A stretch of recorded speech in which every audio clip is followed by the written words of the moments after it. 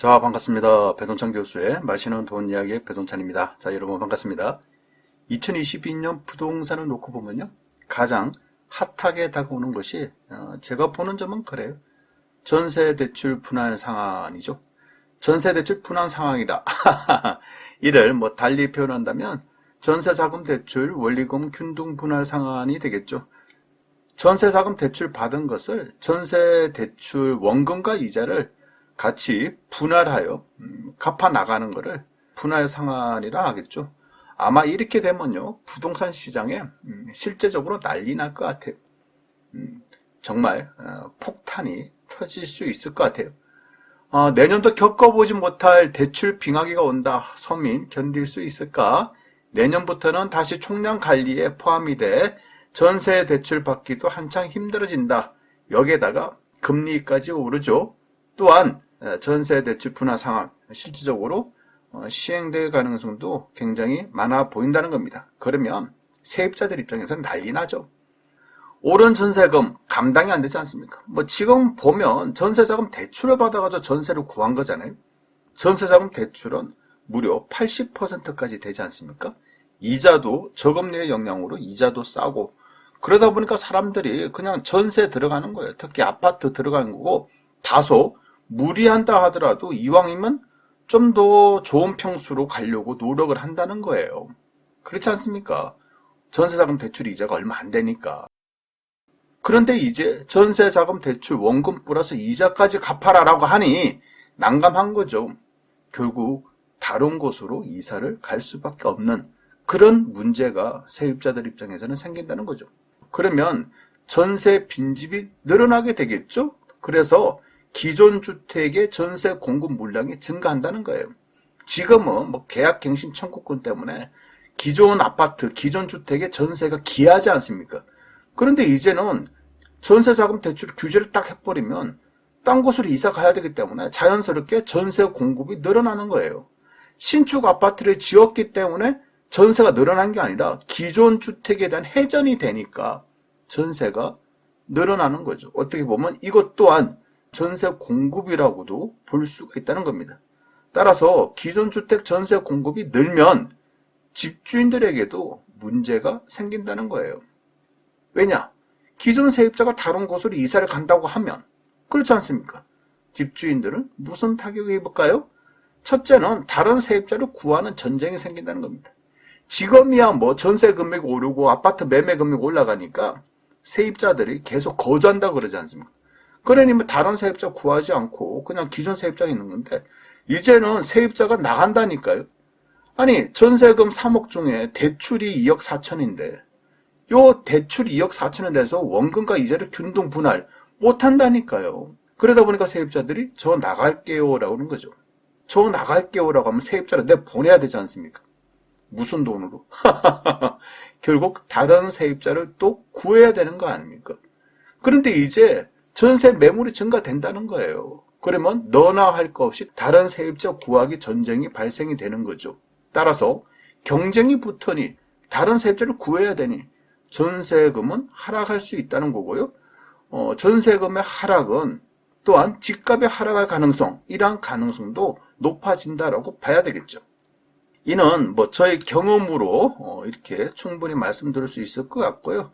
이를 좀 더 논리적으로 접근 한번 해드리면, 전세자금 대출이 전세 가격에 미치는 영향 이 부분에 대해서 좀 선행학습을 한번 해드리면, 모 대학교 논문입니다. 전세금 상승과 전세자금 대출은 어떤 관계냐라고 한다면 정액관계 플러스의 관계라는 거죠. 즉 전세 금액이 상승하면 전세자금 대출이 증가한다는 거예요. 또한 전세자금 대출이 증가하면 전세금 또한 증가한다. 이게 정액관계 플러스의 관계, 긍정의 관계라고 이렇게 볼 수 있다는 거죠.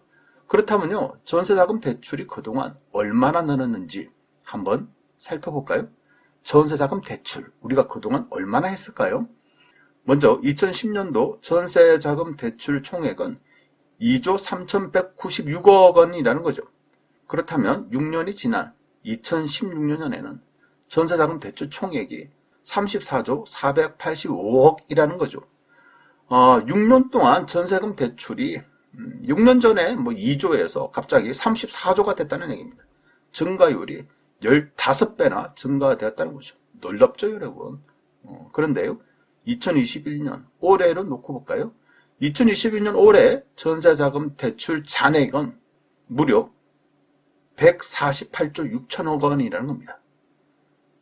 이건 뭐 엄청나지 않습니까? 어떻게 보면 심각하다 못해 정말 엄청나게 심각하다라고 말씀을 드릴 수밖에 없다는 얘기죠.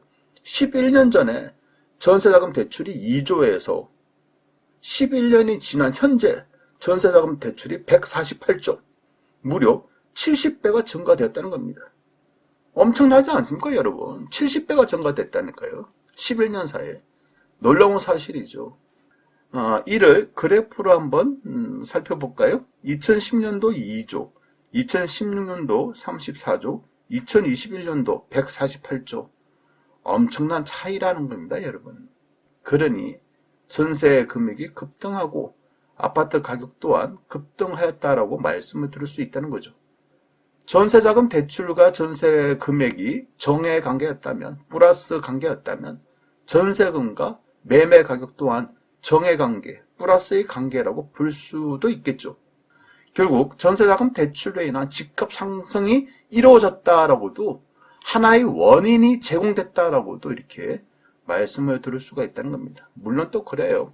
전세자금 대출 때문에 집값이 올랐다, 이런 논리는 아니고요.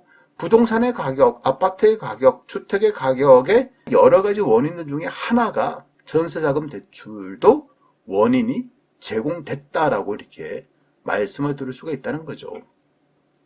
따라서 정부는요, 가계부채 관리 강화 방안을 냈죠. 그래서 핵심은 이거잖아요. 금융정책으로 부동산 가격을 잡으려고 한다. 그래서 전세자금 대출도 이제 손을 댈 것 같다라는 거죠. 그래서 지금 당장은 아니지만 내년도부터는 전세 대출도 원금 분할로 한다면 금융기관마다 인센티브를 주겠다는 거예요. 따라서 직접적 전세 대출, 전세금 균등 분할 상환해라, 이런 직접 규제가 아닌 간접적으로, 우회적으로 전세자금 분할 상환을 우회적으로 규제를 하겠다는 거죠. 정부 입장에서는요, 가계의 부채를 잡고 기존 주택에 대한 전세 매물 공급이 증가된다는 거예요.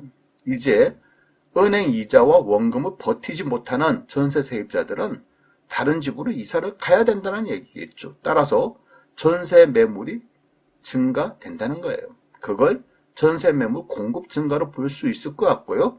그러하니 전세금 상승도 잡을 수 있겠고, 더 나아가서 집값 상승도, 아파트 가격 상승도 잡을 수 있다는 거예요. 이러한 묘책을 과연 정부는 가만히 놔둘까요?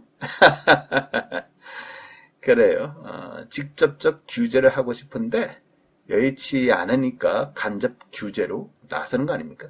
그런데 어떻게 될지 몰라요. 또한 간접 규제를 하다가 직접 규제를 놨을 때 이러한 정책이 만약에 시행이 된다면, 전세 자금도 분할 상환하게 된다면 부동산 시장은 큰 충격이 있을 것 같아요. 세입자들은 다른 곳으로 이사 갈 수밖에 없는 그런 사태가 발생이 되고, 집주인들은 다른 세입자를 구하는 전쟁, 즉 전세금 하락을 예측할 수가 있다는 거죠. 또한 집값의 안정화도 다소 이루어질 가능성이 높아 보인다는 얘기입니다. 그러니 전세금 분할 상황 실제적으로 내년도 하게 된다면 지금까지 겪어보지 못한 새로운 부동산 변화가 또 한 번 다가올 것 같아요. 여러분 잘 지켜보자고요. 이상까지 배종찬 교수의 맛있는 도움 이야기였습니다. 감사합니다.